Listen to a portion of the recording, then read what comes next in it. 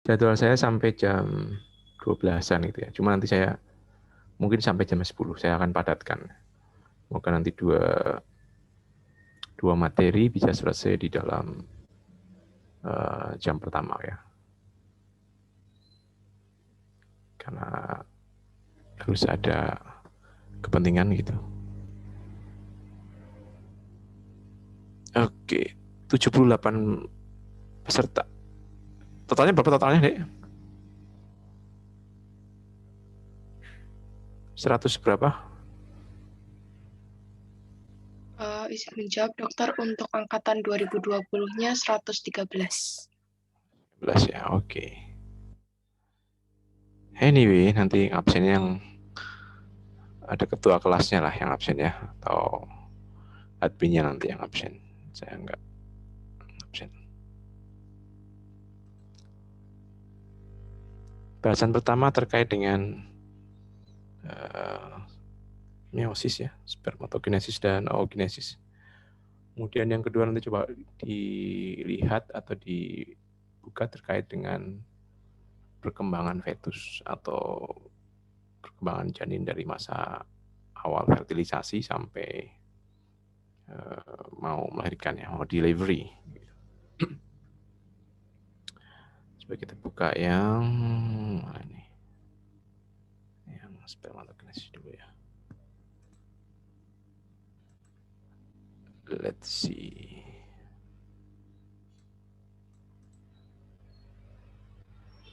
Kelihatan ya deh ya. Spermatogenesis dan oogenesis.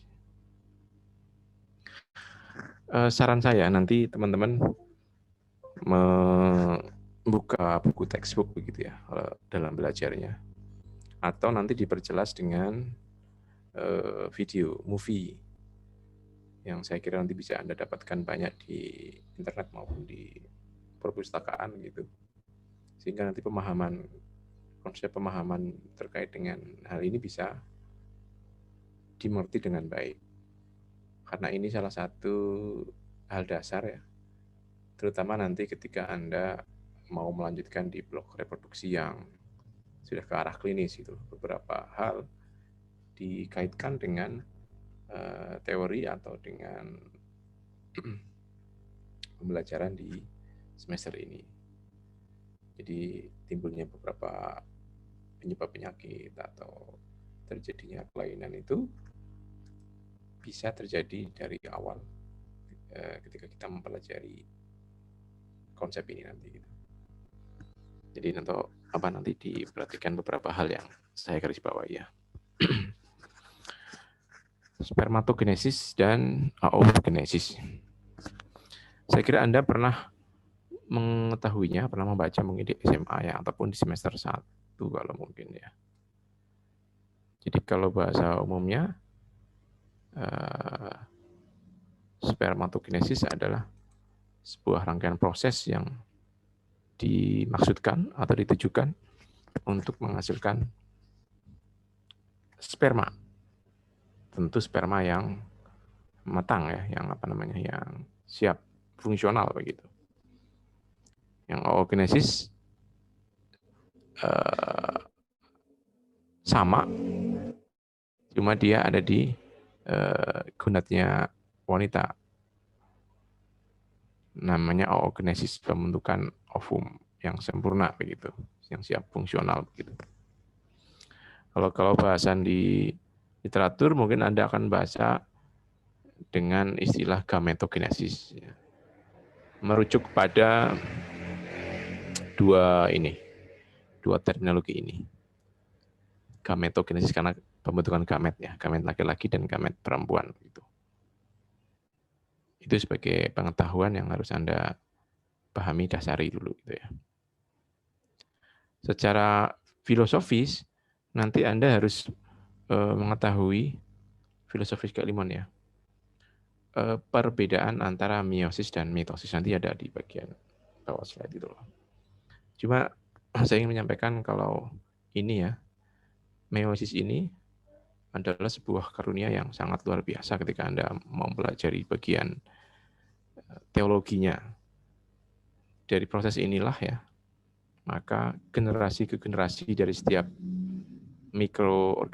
organisme, katakanlah setiap makhluk hidup itu bisa berjalan dengan baik dan dipertahankan dari masa ke masa itu. Dan uniknya, semuanya ini berasal dari sebuah sel yang sama. Yang nanti Anda pelajari di bahan kedua ya. Jadi semuanya berasal dari bahan sel yang sama, tetapi nanti pada akhirnya akan berdiferensiasi sesuai dengan tugas dan fungsinya. Nah, ini mendasari keilmuan kita, bahwasanya setiap ilmu pengetahuan itu tidak akan bertentangan dengan sisi teologisnya buat orang-orang yang berpikir begitu. Ya, meiosis dan mitosis. Kalau misalnya tadi saya sampaikan awal mulanya adalah berasal dari sel yang sama, mungkin Anda bisa lihat gambaran di depan ini terkait dengan sel. Maka sebenarnya ini setiap sel di dalam tubuh kita awalnya adalah sama.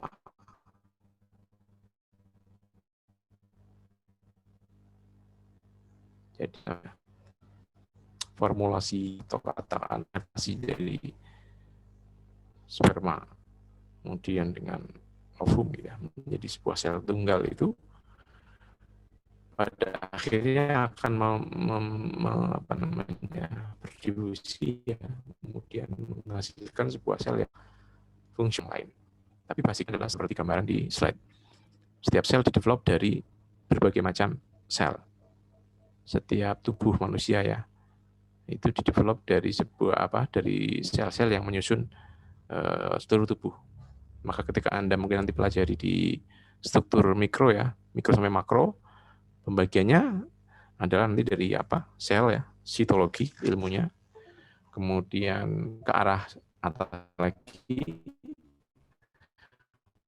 kumpulan sel yang sejenis, maka disebut dengan jaringan ya. Yang nanti membentuk sistem organ ya. Kemudian dari organ nanti membentuk sistem organ sampai ke organisme yang saling berintegrasi masing-masing sistem itu.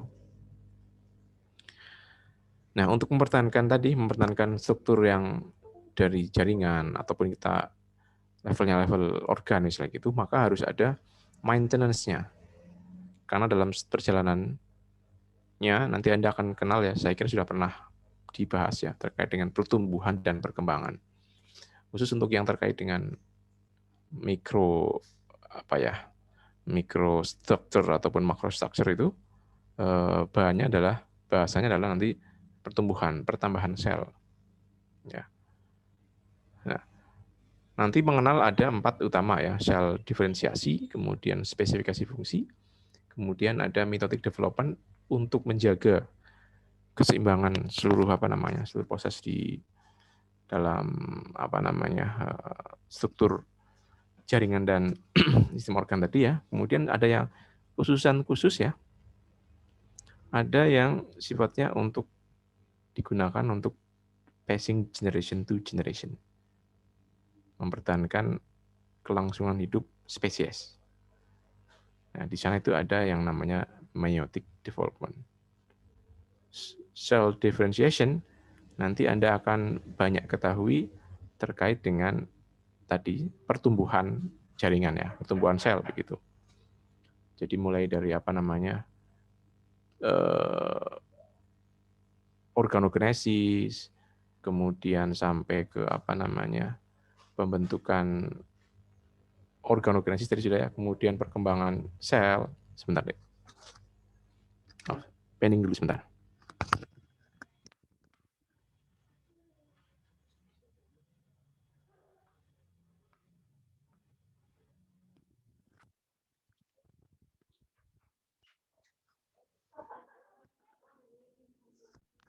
Oke, next.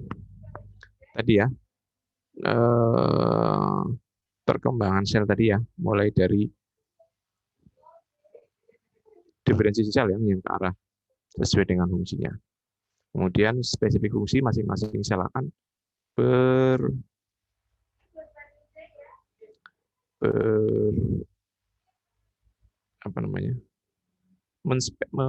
melakukan tugas dan fungsinya itu sesuai dengan struktur yang nanti akan dia dibawa. Gitu. Misalnya sel saraf itu. Sel saraf akan punya beberapa fungsi di dalam selnya yang akan maintenance fungsi dia di dalam sistem jaringannya.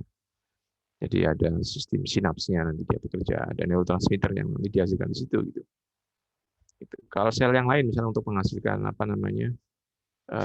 hormon, contohnya misalnya hormon pankreas, sel beta pankreas, maka dia di dalam strukturnya di dalam jaringannya itu, di dalam struktur selnya itu dia akan mendukung ke arah sana. Itu sebagai gambaran. Kemudian untuk yang meiotik tadi saya sampaikan dia fungsinya adalah menjaga generasi selanjutnya.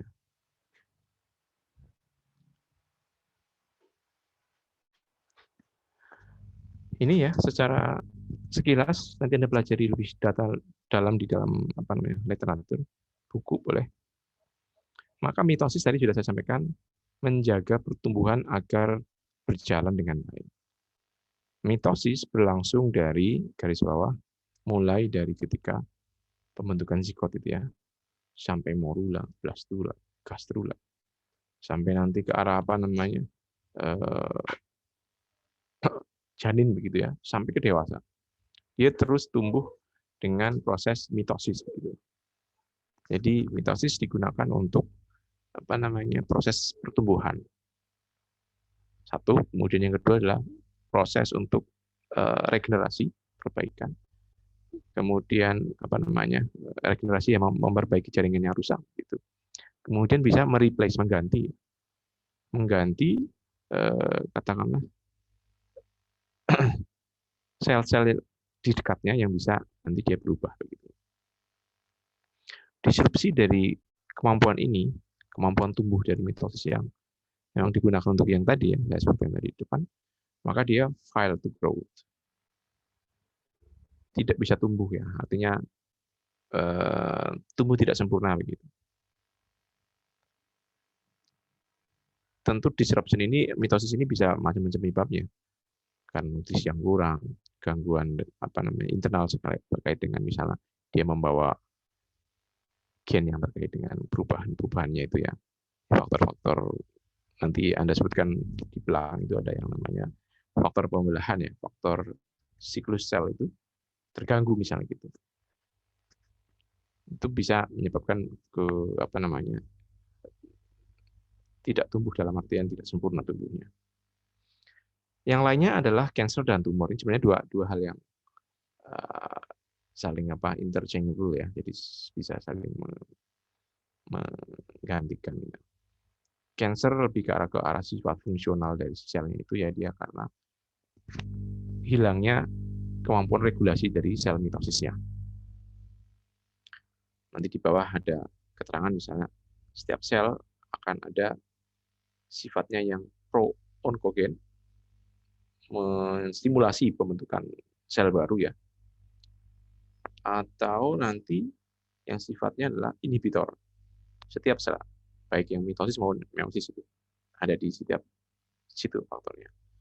Nah, itu gagal berorganisasi dengan baik sehingga menyebabkan kanker itu secara fungsional. Kalau tumor lebih ke arah strukturnya, karena kan tumor itu pertumbuhan yang abnormal. Pertumbuhan abnormal itu bisa ganas atau bisa lunak. Artinya apa? Benigna dan maligna. Tumor ganas dan tumor jinak misalnya. Jadi tumor itu lebih ke arah strukturnya, melihat pertumbuhan sel yang lebih dari normalnya. Kalau kanker lebih ke arah melihat fungsionalnya. Gitu. Tapi bahasan ini ya saling interchangeable, bisa digunakan di beberapa tempat gitu. Itu mitosis gitu.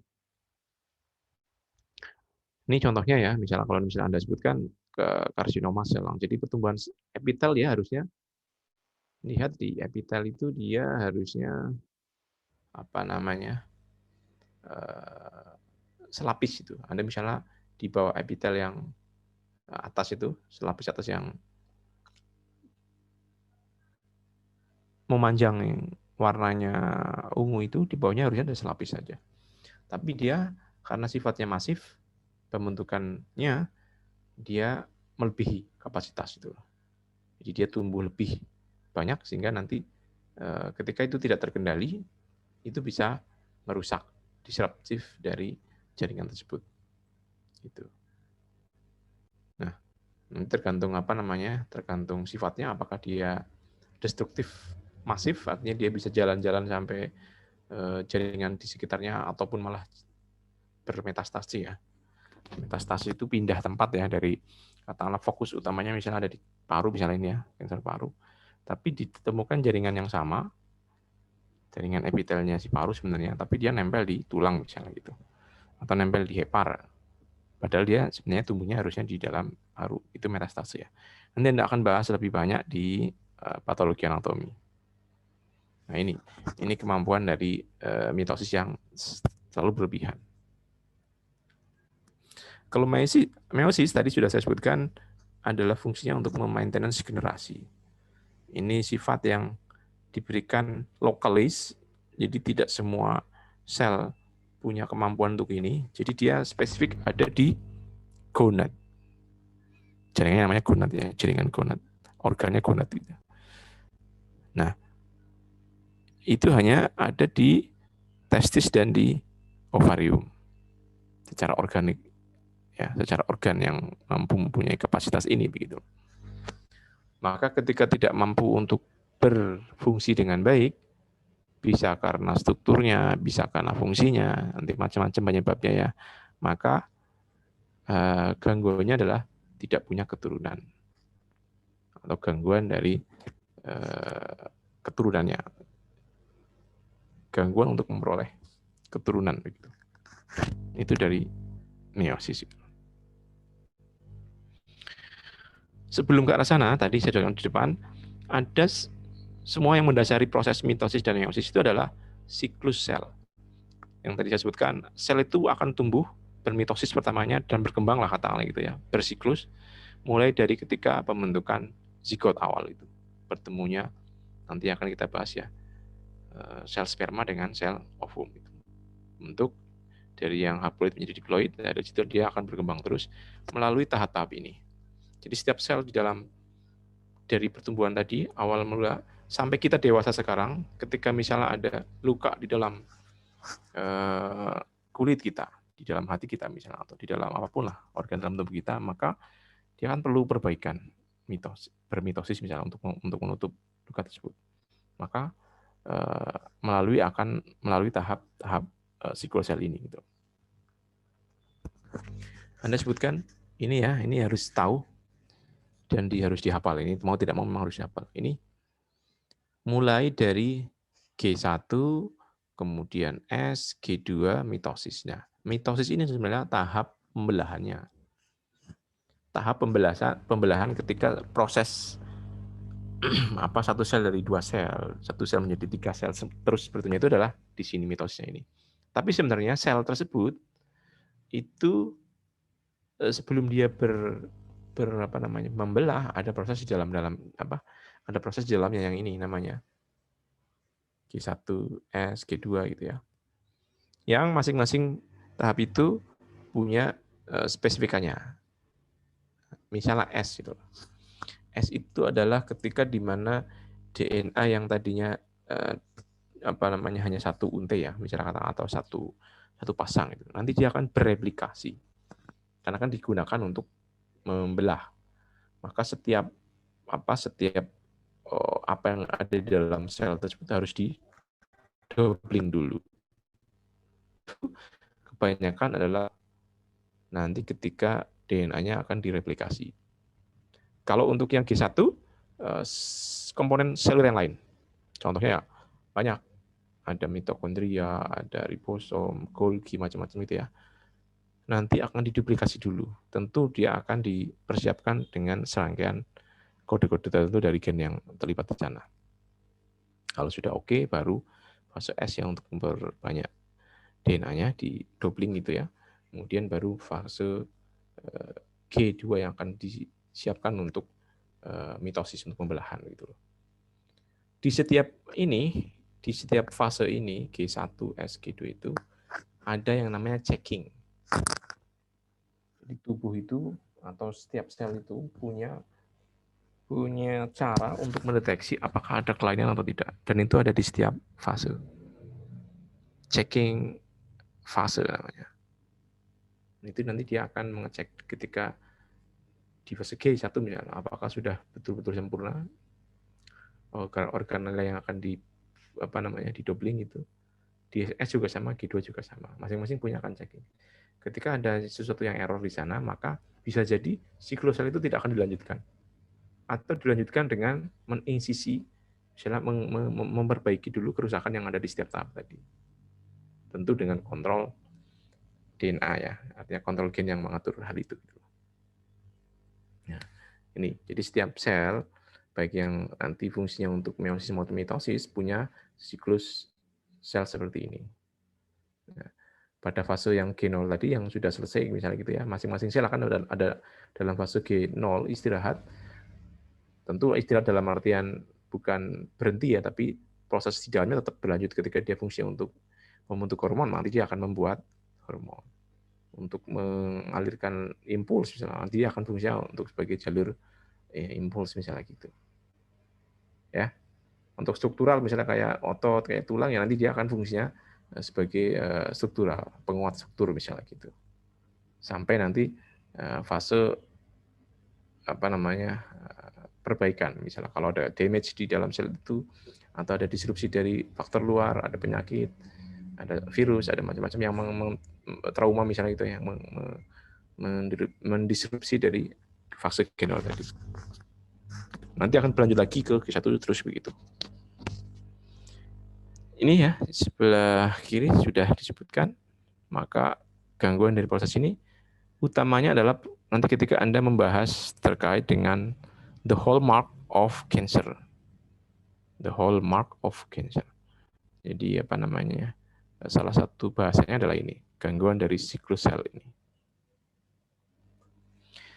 Ini ketika Anda baca atau ketika Anda lihat, ini adalah faktor-faktor ya, protein faktor, garis bawah, protein faktor yang berfungsi untuk mengatur tadi siklus sel tadi.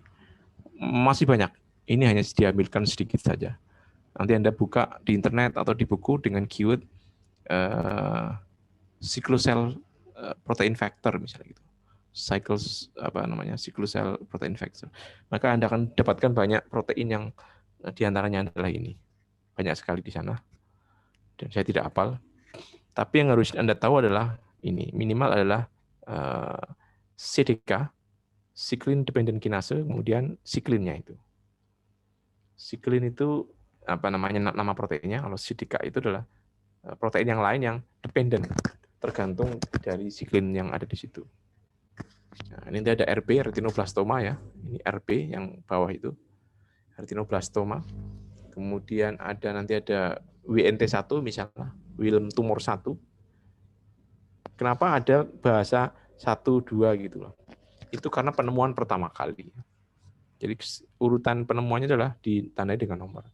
CDK1, ada CDK2 ya dengan fungsi yang sama, tapi dia dengan struktur yang berbeda misalnya gitu. Pasti nanti akan ketemukan dia fungsinya ada di mana. Tadi misalnya WNT1, Williams tumor 1, berarti dia baru ditemukan pertama kali. Tentu nanti akan bisa ketemukan faktor-faktor WNT yang lain, WNT2, 3, disesuaikan dengan penemuannya. Nah, begitu ya. Nanti ada lagi yang misalnya di sini tidak ada BMP misalnya. Bone marrow morphogenesis ya, BMP, bone morphogenesis gitu ya. Bone marrow morphogenesis itu juga sama, faktor-faktor yang mendukung siklus sel ini. Dari bahasan-bahasan faktor ini nanti perbedaannya hanya ada 2. Dia masuk ke dalam pro-oncogen, ya, jadi yang fungsi untuk memacu siklus sel, menginisiasi siklus sel, atau memaintenance dalam proses pembelahannya itu, atau yang sifatnya yang kebalikannya, inhibitor. Di dalam siklus sel itu ada 2 faktor utama, pro-oncogen atau oncogen, nanti Anda baca di sana, dan yang kedua adalah inhibitor. protein yang nanti fungsinya untuk menghambat biar tidak berlangsung terus-menerus. Jadi misalnya gini, ada luka, dibutuhkan 100 dosis sel baru. Maka siklin kinase, siklin dependent kinase, kemudian tadi yang faktor-faktor yang lain tadi saya sebutkan tadi, misalnya ada BMP, kemudian ada WNT tadi ya. Nanti dia akan berkembang di sana. Kemudian ketika sudah sampai pada dosis 100 seharusnya maka protein yang inhibitor maka dia harusnya mencegah agar tidak berlanjut terus. Nah, protein inhibitor ini salah satunya adalah RB. Nanti ada yang lainnya adalah P53, protein 53 itu kan yang paling terkenal nanti. Maka Anda nanti baca, tidak saya sampaikan di sini adalah yang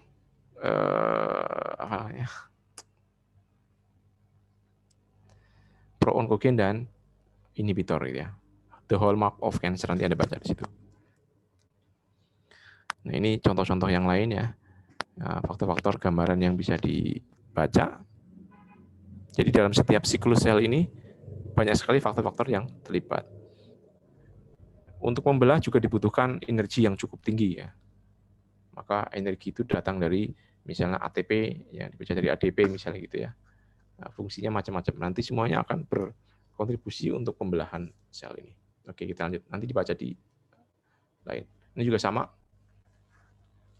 Checkpoint yang saya sebutkan tadi di depan, setiap fase tadi mempunyai checkpoint untuk memastikan agar siklus sel berjalan dengan baik. Agar sel yang dihasilkan tidak cacat misalnya gitu. Agar sel yang dihasilkan dia semirip mungkin dengan induknya. Jadi kalau misalnya adalah sel sel kulit misalnya karena kulit terluka. Jangan sampai ketika proses pembentukan mitosisnya dia berubah menjadi misalnya kan kulit itu ada epidermisnya macam-macam di situ ya. Ada dermis di bawahnya. Ada sub-sub seluler yang di sana dan itu selnya macam-macam. Jangan sampai dia berbeda dengan yang diharapkan gitu. Apalagi kalau misalnya pindah ke struktur yang lain dari kulit berubah menjadi misalnya otot misalnya gitu. Tentu akan disrupt nanti. Contoh ini adalah contoh-contoh checkpoint yang bisa Anda baca bagaimana sebuah sistem siklus sel dipertahankan dengan baik. Nah, ini yang mitosis dan meiosis pembahasan utamanya ya. Anda kenal di SMA paling ya, mitosis adalah tadi pada sel-sel yang fungsinya adalah untuk menghasilkan pertumbuhan tadi ya. Sifatnya dia di jaringan tubuh selain gonad, selain testis dan ovarium. Ya, betul. Nanti fungsinya adalah mempertahankan jaringan, mempertahankan struktur, memperbaiki, mereplikasi gitu ya. Pertumbuhan gitu. Nah, kemudian kalau meiosis tadi fungsinya adalah untuk mempertahankan generasi. Yang sekarang pembahasannya adalah paling nanti ketika di dalam soal ataupun di dalam pengetahuan yang harus Anda tahu adalah bagian-bagian atau perbedaan dari mitosis dan meiosis. Tadi sudah disebutkan, salah satu perbedaan utamanya adalah letaknya. Dia ada ada di jaringan selain dari gonad ya. Kalau yang meiosis dia ada di gonad, ovarium dan testis. Fungsinya tadi sudah saya sebutkan. Kemudian nanti dalam perkembangannya. Di dalam mitosis maka satu fase siklus sel adalah selesai di mitosisnya itu loh. Di fase M mitosisnya itu dia akan selesai. Jadi dia mulai pembentukan organela, kemudian fase estensilas dia berreplikasi gitu ya. Maka ketika sudah sampai ke M dia langsung sempurna menjadi sebuah sel, dua sel yang tinggal berkembang saja, artinya mengikuti induknya. Maka ada bahasan ini ya, tahapan-tahapannya dari mulai profase, metafase, anafase, dan telofase itu selesai dalam satu urutan. Kalau meiosis dia harus ada 2 kali siklus. Karena yang kita harapkan adalah pembelahan inti selnya yang ada di DNA-nya, yang ada dalam DNA-nya itu ya, itu agar separuh. Kalau mitosis kan harusnya persis dengan induknya. Jadi 2N atau 2 diploid itu ya. dengan jumlah kromosom yang sama. Kalau meiosis yang diharapkan adalah jumlah DNA di dalam itu adalah separuhnya. Maka dari pengetahuan tadi, meiosis harus melalui tahap satu pembelahan lagi. Maka dikenal ada metafase 1, anafase 1, metafase 2, sampai nanti juga yang kedua tadi. Ya, metafase 2 sampai anafase 2 gitu. Ini tahapan-tahapan ini yang bawah profase itu mengalami tahapan-tahapan ini, leptoten, zigoten, pakitoten, diploten itu nanti silakan dibaca saja. Nah, ini ada proses yang unik di sini, dan ini juga pada fase profase 1 itu yang namanya crossing over. Crossing over itu 100% dimiliki pada proses meiosis gitu. Nih, pada fase zigoten itu dia udah mulai bergeser ya. Pada sepakitan ini dia akan mulai terbius silangan misalnya gitu. Ini yang menyebabkan perpindahan materi genetik dari kromosom homolog satunya ke kromosom homolog yang lain dan saling bertukar gitu ya. Karena ada proses ini, crossing over ini. Dan ini yang membuat setiap individu di dalam faktanya akan berbeda. Dari satu keturunan yang sama dia bisa berbeda bentuk wajahnya, kulitnya, macam-macam sifatnya itu ya. Karena ada proses crossing over ini, dan crossing overnya itu ini digambarkan yang satu aja, itu bisa berlangsung di semua bagian kromosom. Maka akan didapatkan kombinasi yang tidak terhitung. Kombinasi yang tidak terhitung ya. Nah, ini yang menyebabkan setiap individu di dalam proses ketika kita nanti misalnya mau mengecek genetik gitu ya, itu tidak akan pernah ada yang sama. Kecuali ya kembar monozigotik misalnya, karena dia berasal dari zigot yang sama. Itu ya. Nah, ini adalah kekhususan yang hanya dimiliki di proses meiosis tadi. Crossing over dan juga tahapnya ada di fase 1. Itu. Nah, sampai sini ada pertanyaan?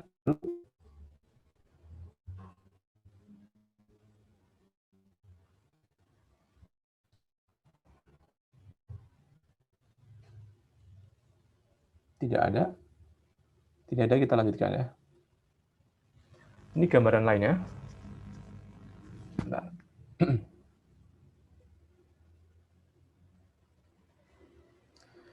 Oke, ini gambaran lainnya.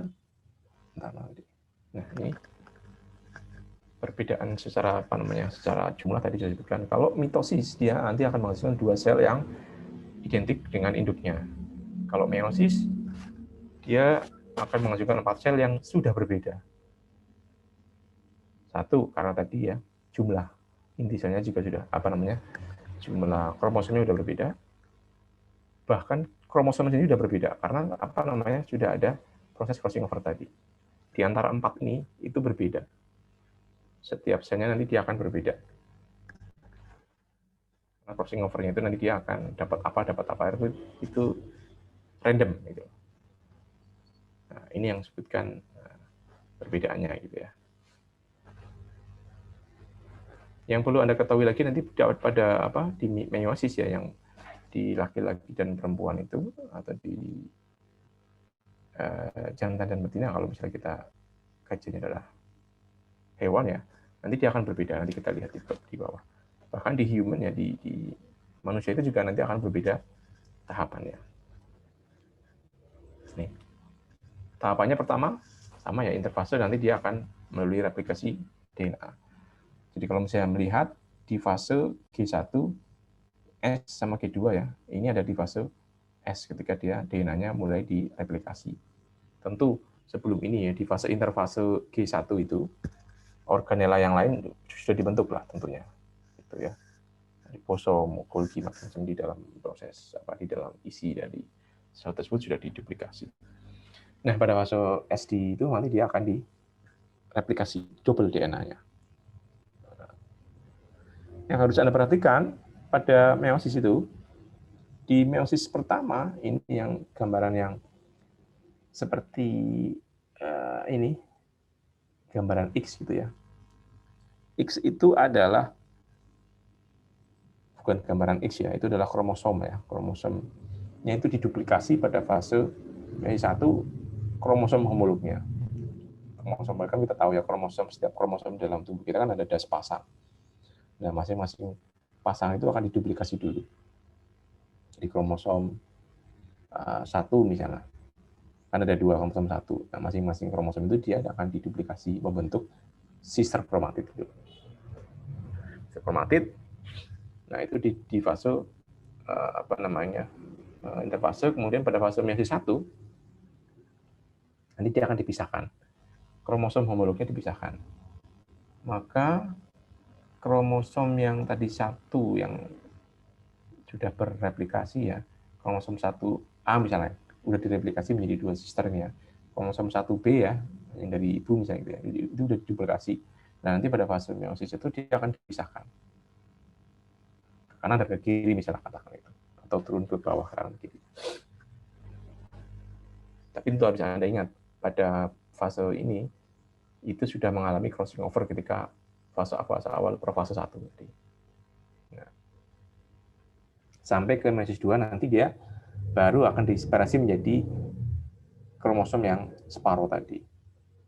Jadi setelah diduplikasi di fase awal tadi, kemudian nanti masing-masing kromosom homolog yang tadi yang isinya dua tapi sebenarnya dari satu kromosom itu ya nanti akan dipisahkan lagi menjadi separuhnya lagi. Nah, disinilah nanti peran dari faktor-faktor protein yang penting tadi ya, itu akan membawa kesempurnaan dari setiap jumlah sel ini. Gangguan dari proses ini maka akan menyebabkan banyak hal. Salah satunya nanti adalah non-disjunction atau gagal pisah. Non-disjunction itu gagal pisah. Jadi yang harusnya terpisah sempurna seperti ini bisa gagal di fase awal ketika pembentukan ini ya, pemisahan kromosom homolog. Jadi ini gandeng terus ya. 2 kromosom X kuning dan X biru itu dia bisa gandeng terus, nggak mau pisah. Atau di fase yang kedua, dia sudah pisah di fase X kuning dan ini ya, biru ini. Tapi dia nanti ketika turun ke bawahnya, turun ke bawahnya, ke yang sudah mau dipisahkan itu dia nggak mau pisah. Jadi fase 1 ya, meiosis 1 atau meiosis 2. Nih, gambaran tadi yang kita bahas tadi secara umum perbedaannya adalah seperti itu. Mitosis itu bisa berlangsung dari semua, kalau untuk tubuh manusia ya di selain ovum sama selain ovarium sama testis ya. Kalau di tubuh lain ya hampir semuanya ya, tumbuhan, hewan, bahkan di mikroorganisme juga nanti dia pakai mitosis juga.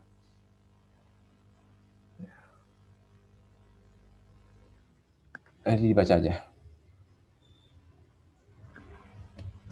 Nah, ini jam berapa nih? Oke. Ini tadi semuanya sudah saya sebutkan tadi ya. Kalau misalnya Anda berikan ini rangkumannya ya. Rangkumannya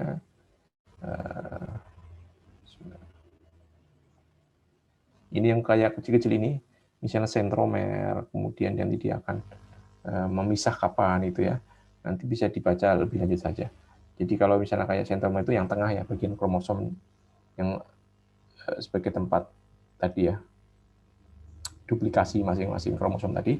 Nanti pada mitosis nanti dia pada fase anafase dia baru berpisah gitu.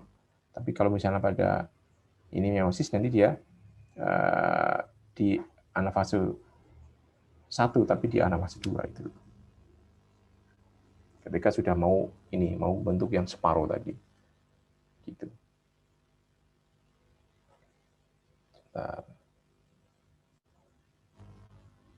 Ini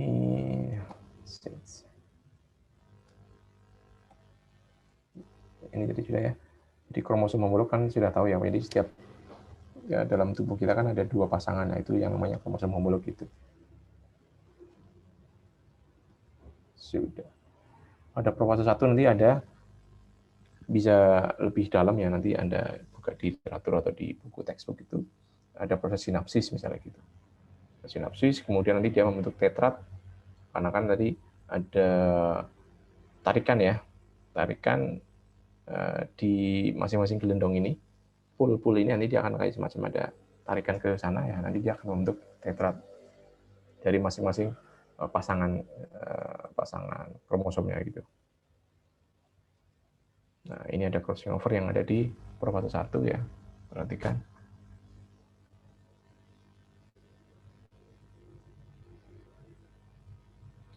Nah, gambaran inilah yang nanti akan menyebabkan tadi ya, identikal dari setiap individu di dunia ini tidak akan pernah dipertahankan itu ya. Kecuali kayak tadi ya, di apa namanya, kembar yang monozigotik. Karena dia memang berasal dari satu sel yang sama sebenarnya. Proses ini di meiosis ini ya, proses meiosis ini menyebabkan genetic variability yang terus dipertahankan. Nah,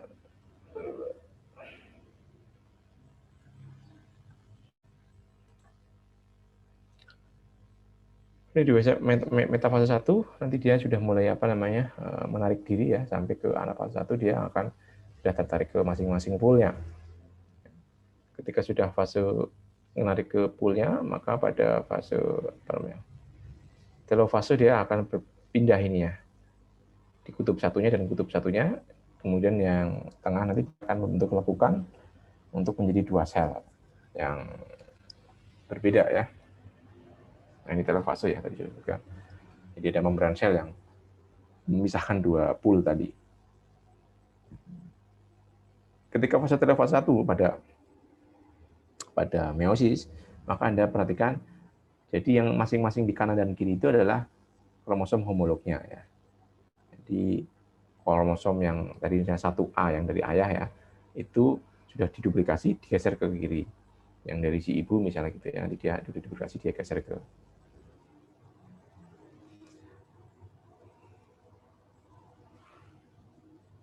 meiosis kedua, baru nanti ketika pemisahan dari 2 hal tadi ya, yang sudah sister kromatid yang ada masing-masing nempel di kromosom masing-masing kromosom homolog tadi.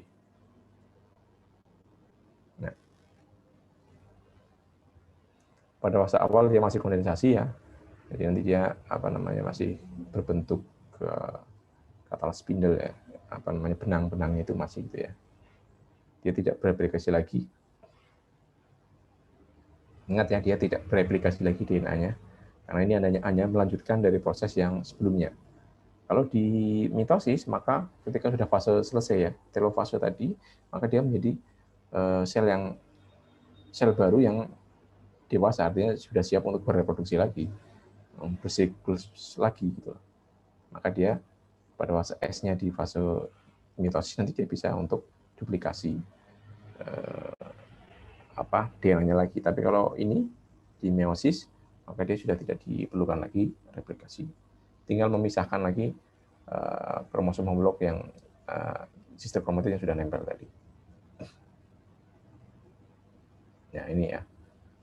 Sampai ke pembentukan 4 sel itu. Nah, ini seperti ini. Nanti Anda baca lagi, ada beberapa banyak faktor protein yang menginisiasi atau yang mempertahankan proses ini itu. Coba nanti PR-nya adalah faktor-faktor protein, nanti bisa keluar di soal ya, atau nanti mungkin di paper lah. Faktor-faktor protein tertentu yang mengawal terjadinya meiosis begitu. Itu. Tentu akan sama dengan yang siklus yang di mitosis, cuma apakah ada genetik lain, faktor-faktor genetik lain yang mengawal terjadinya pembelahan sel yang ada di meiosis begitu. Nanti coba dicari di literatur ya. Nah, ini tadi salah satunya yang kelainan yang nanti harus Anda pahami mulai dari sekarang. Karena proses bahasan non-disjunction ini akan diulang lagi atau Anda ketemukan lagi ketika di blok 4 atau blok 6. terkait dengan penyakit yang dari gangguan ini gagal pisah non-disjunction. Bisa ada di fase meiosis 1 ataupun di meiosis 2. Sebelah kiri itu adalah gangguan pada meiosis 1 ya. Jadi harusnya kromosom homolognya sudah misah di masing-masing sel. Dia tidak mau pisah. Maka hasilnya adalah 4 sel-selnya itu adalah 4 sel yang error gitu loh. Perhatikan ya.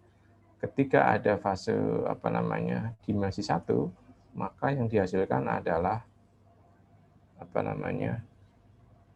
sel yang semuanya error. Harusnya separuh-separuh, ini adalah ada yang 2, ada yang kosong. Gitu. Kalau yang gangguannya ada di meiosis 2, sebelah kanan, maka 2 normal, 1 error. 2 normal, 2 error. Errornya bisa kosong dan bisa tambah 2. Gitu. Nah, ini jadi bahasan yang penting ketika untuk mengetahui ketika ada misalnya penyakit Down syndrome misalnya gitu, atau sindrom-sindrom lainnya yang terkait dengan pembelahan kromosom itu. Terjadinya ada di mana? Bisa ada di 1, bisa ada di 2. Kalau bisa ada di 1 berarti biasanya adalah dibarengi dengan katakanlah kelainan yang lain atau proses yang terjadi di situ dia tidak sempurna semuanya. Gitu. Kalau meiosis 2 seperti ini. 2 sempurna, 2 error. Kalau yang di meiosis 1 dia semuanya error. Nah, ini saya kira sudah Anda ketahui kalau di proses meiosis itu ada di testis dan juga ada di ovarium. Nanti Anda bisa baca lebih lanjut.